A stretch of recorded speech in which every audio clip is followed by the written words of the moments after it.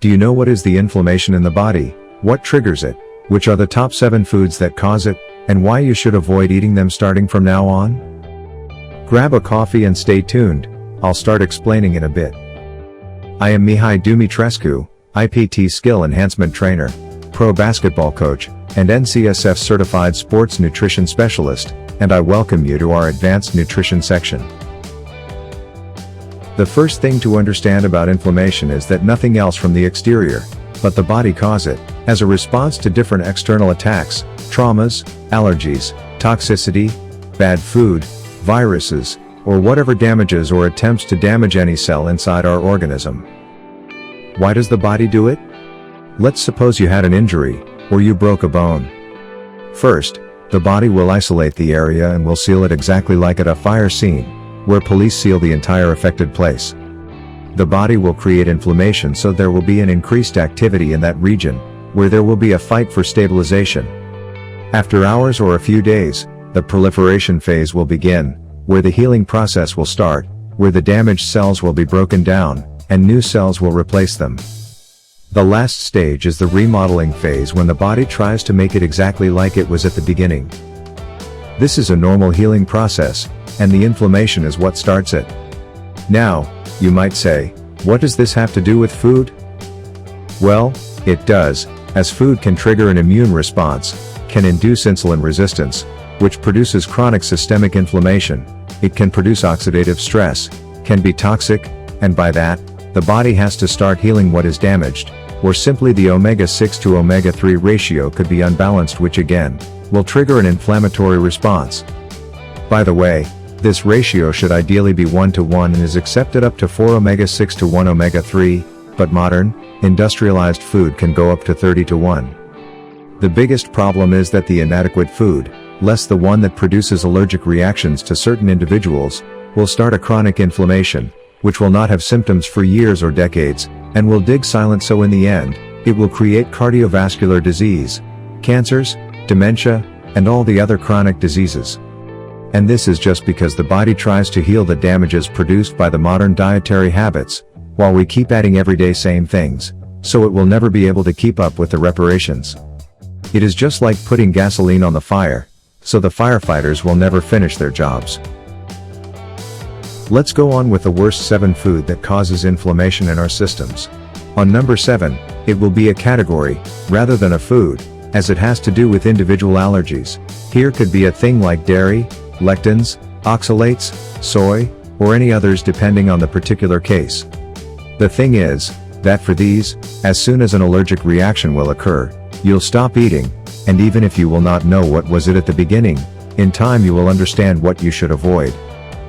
On number 6, I've placed corn, wheat, and grains, as many people are allergic to them, but also in time, and especially the modern wheat will produce insulin resistance, which, as I've explained before, will trigger chronic low-grade inflammation. In place number 5, is the alcohol, both because alcohol acts as a sugar in the body, but also because it creates such tremendous pressure on the liver, which will end by creating a fatty liver, with severe insulin resistance. Also, alcohol is very toxic and will create oxidative stress and reactive oxygen species. The next one is sugar. Sugar, if you didn't know, it is 50% glucose and 50% fructose. The last one, fructose, has the same effect on the liver as alcohol does. Both glucose and fructose trigger insulin and promote insulin resistance. Excess glucose creates a lot of toxicity, can destroy blood vessels, can leak out into tissues causing swelling, and in the end, we get a lot of tissue trauma. Getting to the top 3. In the 3rd place, there are the seed oils. These oils are part of the worst stuff that you can ever eat, and unfortunately, in regular diets, they are extensively used. They can have an immune response, as they are made from common allergens like corn and soy, and they fill in the insulin receptors and promote insulin resistance this way. They are so highly processed, using toxic products in those processes, and by the end, they become highly oxidized, and all this oxidative stress, we introduce in our bodies. To add one more, the omega-6 to 3 ratio is totally unbalanced, going up to an incredible 133:1 in safflower oil's case. On number 2, We have trans fats like margarine or frying oils, which encapsulate all the stuff from seed oils, but add more molecular damage to make them more stable, which in the end is a disaster for human health, affecting directly the cell membranes. Number 1. What can it be?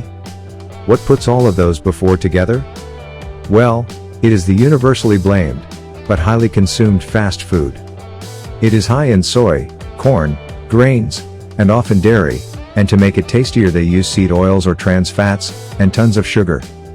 The only thing that is missing is alcohol, but generally, we like to add to a fast food meal some cold beers, isn't it? So now, what you should do about all of those?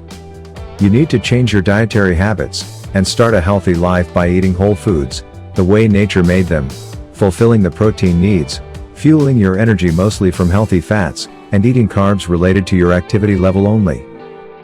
It is not so hard as long as you are aware of all that I've explained. There is only a need for a little commitment followed by consistency, and you have like this, the recipe for success, even if you are a basketball player or a sedentary person. Take a look at these videos up here too, as I believe you'll find a lot of good stuff that will motivate you more to change your future from now on.